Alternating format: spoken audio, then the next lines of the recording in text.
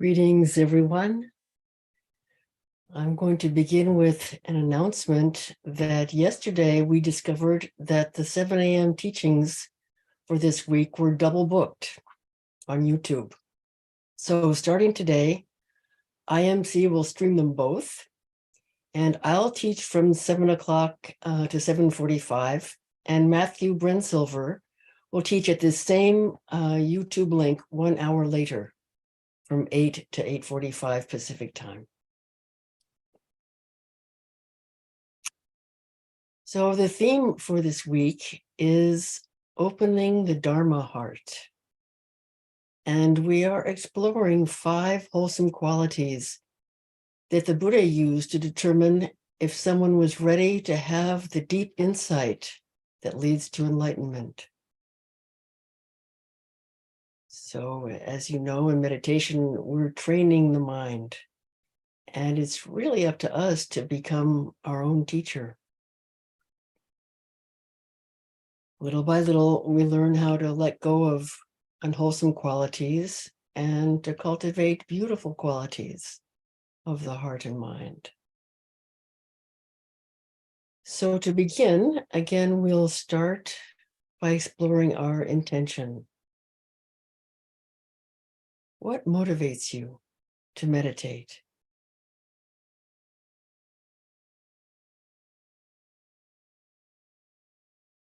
The Buddha encouraged his followers to practice both for their own benefit and for the benefit of others. So if your intention includes altruism as well as improving things for yourself, it will be all the more powerful. So take a moment now to articulate your deepest wish.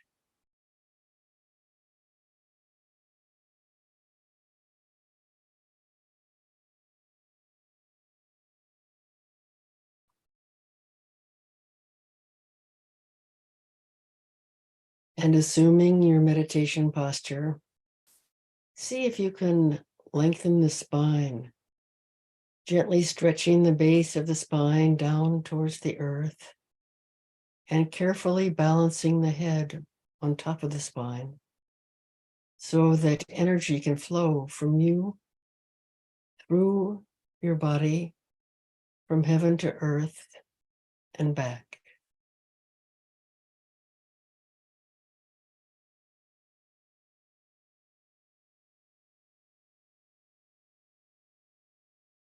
Letting the eyes close gently.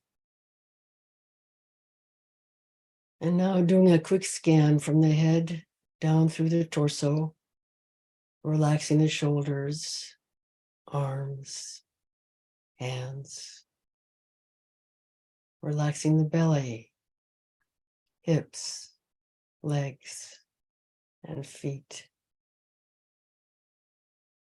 and softening the muscles of the face, in the forehead, around the eyes, the lips, and softening the contact of the jaw. Take a long, slow, deep breath, letting go of tensions wherever you can, because even minor bodily tensions can create blockages in the mind, inhibiting our freedom. So it's worthwhile to take time to get to know these areas of tension and find ways to release them. Sometimes it might take years to release a particular knot. And if it's not possible to really relax something that's very tight, maybe it's possible to soften around the edges.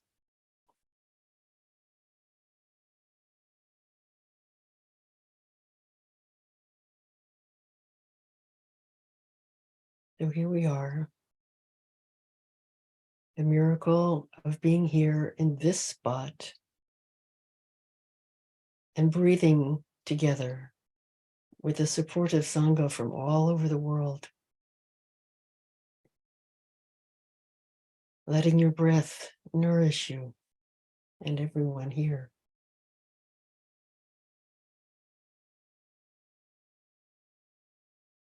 Now, as we did yesterday, bring to mind a benefactor, someone who instantly brings you gladness when you're in their presence.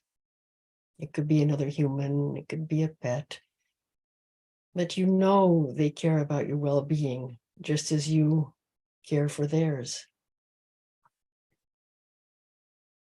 Looking into each other's eyes, you both smile in your own way, enjoying the warmth that you share together.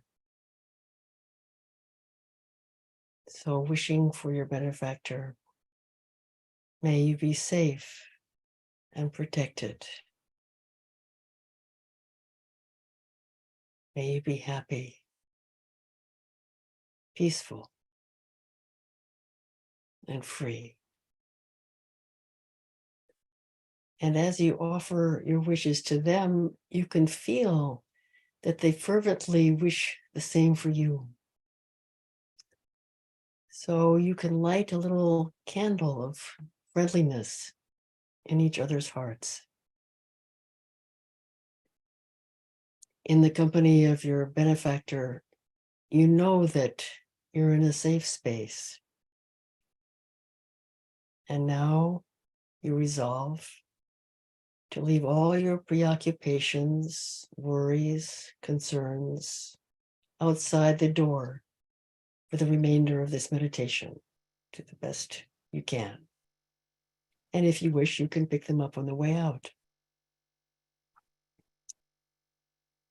For the rest of this meditation, we will endeavor to stay here in the present moment with a warm heart, ready for whatever arises. Bringing our attention to the breath as our friendly anchor and exploring the whole cycle of the breath. Letting it light up with the attention of our mindfulness, which is operating in a context of warm friendliness.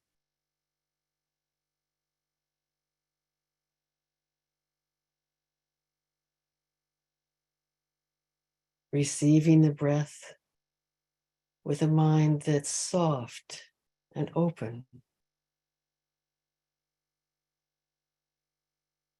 And letting each in-breath and out-breath reveal itself to you.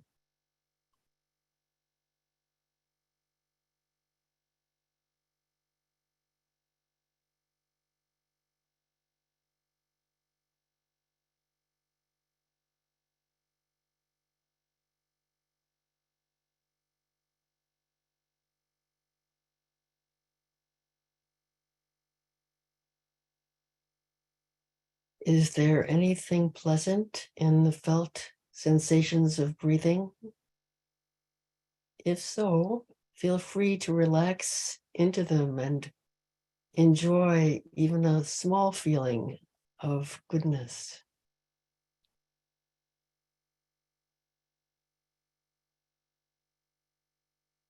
It's really quite incredible to actually be sitting here, breathing together.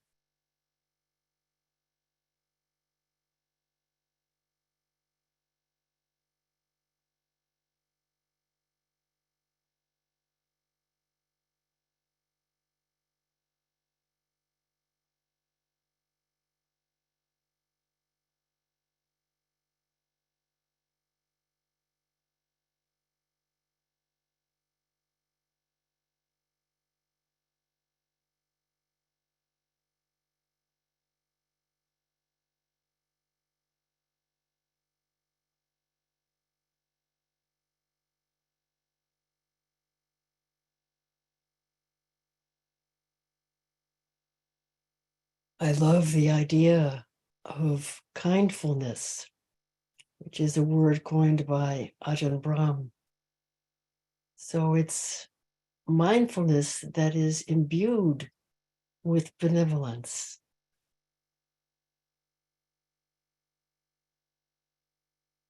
Breathing in radiating kindfulness.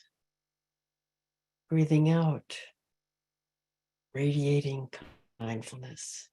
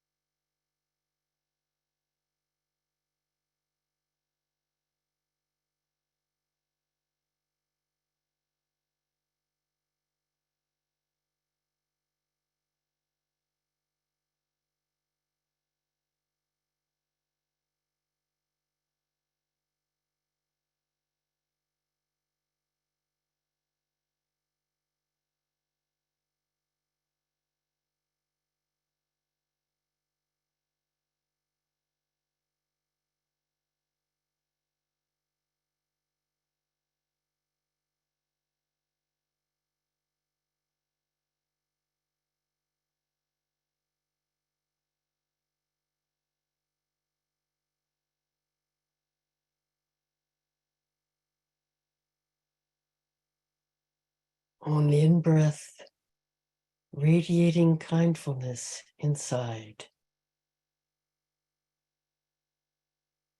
On the out-breath, radiating kindfulness to all beings everywhere.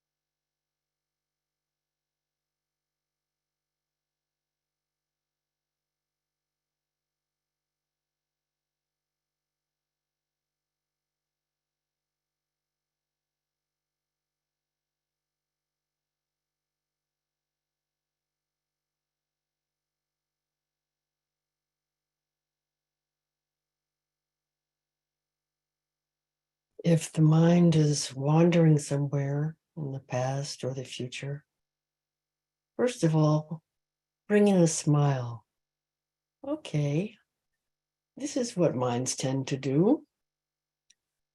But for this meditation practice, I'm going to come back to being here in this body, carefully, kindly, attending to the cycle of the breath.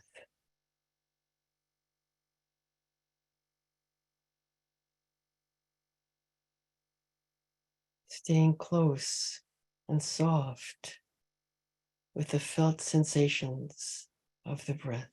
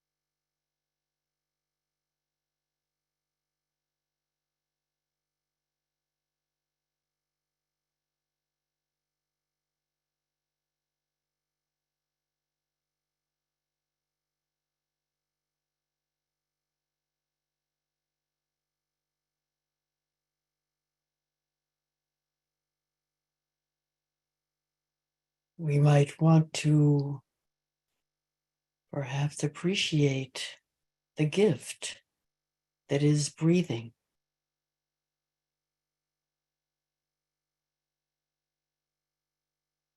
And perhaps enjoying carefully unwrapping this gift in order to be with our breathing.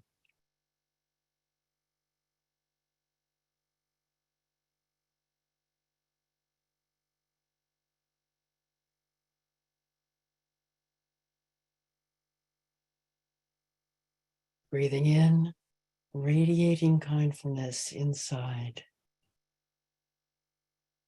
Breathing out,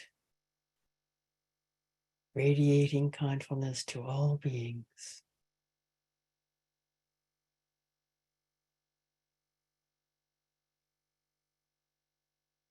The gift of breathing becomes even more of a gift if it is imbued with kindfulness.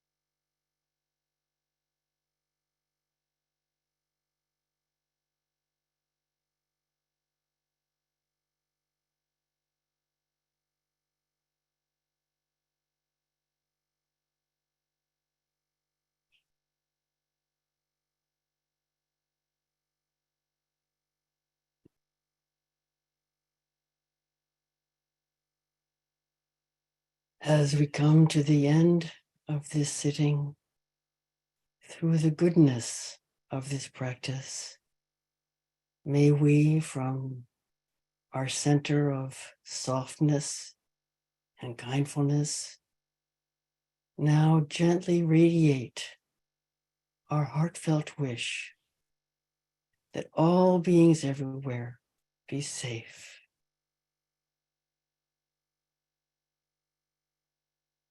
May all beings be happy, peaceful, and free.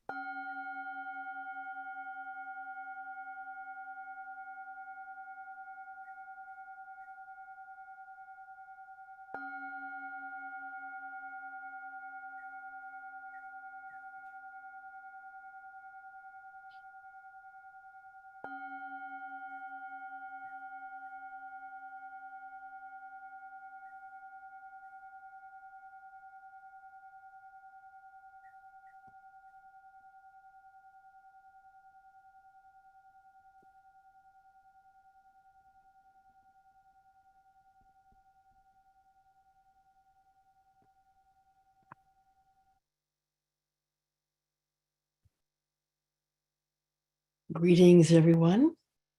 I'm happy to be here with you all. And I'll repeat the announcement I made at the beginning of the sit, for those of you who are just arriving, that yesterday at IMC, we discovered that the morning teachings for this week had been double booked. And so starting today, IMC will be streaming both of them. I'll continue teaching at this time. And if you're looking for Matthew Brensilver, you'll find him on the same link an hour later. So he'll be there teaching his meditation at 8 o'clock and his little Dharmette at 8:30 Pacific time. So the theme for this week is opening the Dharma heart. And to be honest, I have never seen the expression Dharma heart anywhere in the Pali Canon, but these texts do often speak of opening the Dharma eye. And the Dharma eye is opened when one has the deep insights that then give rise to awakening. So in the early text, there are a number of stories of the Buddha teaching, and the person listening becomes enlightened right then and there. But this doesn't work for just anyone. One has to be ready. And the text of the Brahmayu Sutta, which I talked about yesterday, gives 5 qualities of mind that are necessary for awakening. In Pali, these qualities are called kala, mudu, vinivarana, udaga, and pasana. And Pali is a highly polysemic language. Polysemic means a word that often has a number of quite different meanings, which is great for poets, but it's difficult for translators because if you're translating, you have to discern which meaning is meant in that context. And in this particular group of the 5 wholesome qualities of mind, they're more like variations on a theme rather than 5 clearly distinct elements. The quality we talked about yesterday was receptivity, being ready and available to wake up. And that includes having the mental fitness necessary to accomplish the goal. You're not going to run a marathon and start your training 2 days before. It's, it requires preparation.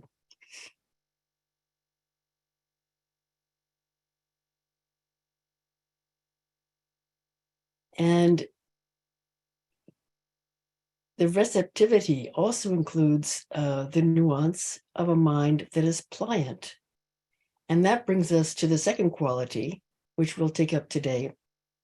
And the Pali word for this is mudu, which is often translated as soft mind, a mind that is malleable. The root, mud, actually means both soft and happy. And the softness of mudu also includes being receptive, just like what we saw yesterday, being flexible and pliable. The commentary explains mudu as being free of the defilements of fixed views and conceit. When I was 15, my father said to me, "If it weren't for you, we'd have a happy family." So I grew up with not only physical abuse, but psychological abuse as well. And the model from my father was being quick to anger, quick to criticism, and I learned to be judgmental.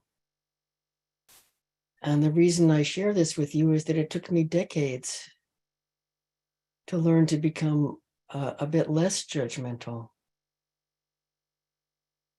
And for me, if I wanted to cultivate a beautiful mind that was soft and malleable, this tendency to pass judgment all the time was one of the first things I needed to let go of.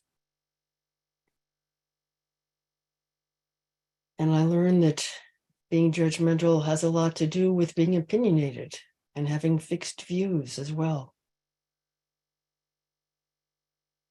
Yesterday, I talked about walking this path as a process of emptying that which is unwholesome. And I've seen in myself that what sometimes underlies conceit is trying to overcompensate for a deep feeling of not being worthy. So I might look like a lion trying to project an image of strength, but really I'm just a little tiny mouse pushing around a big cardboard lion to try to fool everybody that I'm strong.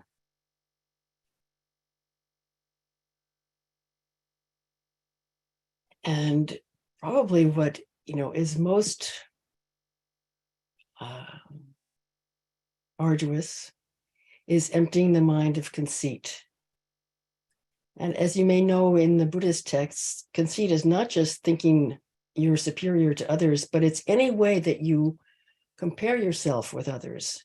So all of that comparing, I'm better than, I'm worse than, not as good as, or just as good as. And you get to a point where you realize that this is taking me nowhere. So emptying the mind of thinking that somehow we have to measure up. And this fetter of conceit is one of the 10 fetters that we need to completely uproot on the path to awakening. Emptying the mind of needing to be somebody, wanting to exist. So from my experience, cultivating a soft, malleable mind meant seeing the futility, the unskillfulness of clinging to my opinions and comparing myself with others.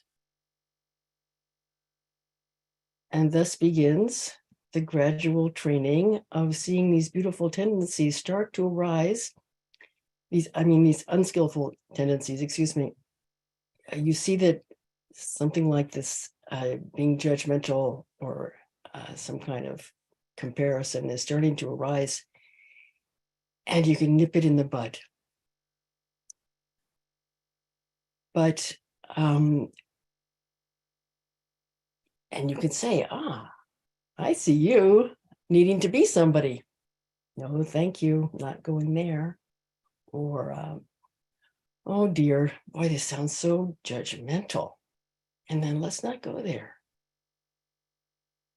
So if we really want to cultivate a soft mind, it's up to each of us to find out where our sharp edges are. And once we've recognized and learned where we tend to be sharp rather than soft, we need strong mindfulness practice so that we can nip these unskillful tendencies in the bud before we do any harm. And I'm thinking that a fertile field in which we might cultivate a soft and malleable mind is by practicing right speech. That before I say anything at all, it has to satisfy the following criteria. It has to be true. It has to be useful or helpful. It has to be kind. And the tone must be soft and gentle. And it must be at the right time for the person receiving it. And if any one of those criteria is not fulfilled, then it's better to keep silence. So that right there is a very strong, it's a practice that can evolve over a long, long time. We first of all have to learn to be less impulsive and to not speak as soon as we want to say something, and to catch ourselves before the reactivity has already sent the words out.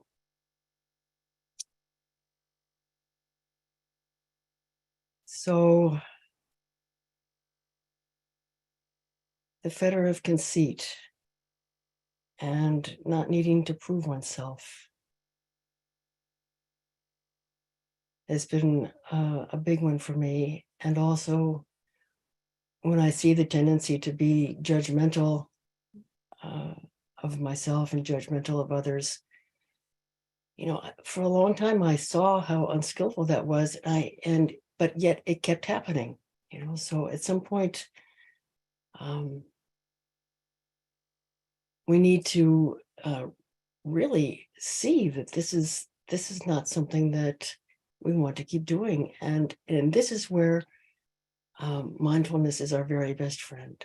So the more that we can cultivate mindfulness in every moment of the day, not just in meditation, the better chance we'll have of avoiding unskillful behavior, which keeps us trapped. So if you'd like a little homework practice for the next 24 hours, you might try investigating where your sharp edges, your prickliness is. And also what would be the most skillful ways for you to soften them. And if you have a Dharma buddy or a good friend that you feel that you can confide in, it might be interesting to share what you learn about yourself in terms of where those hard edges are and your ideas about how you might soften them. So yesterday we cultivated receptivity. Today we're cultivating softness and malleability in the mind. Thank you for your attention.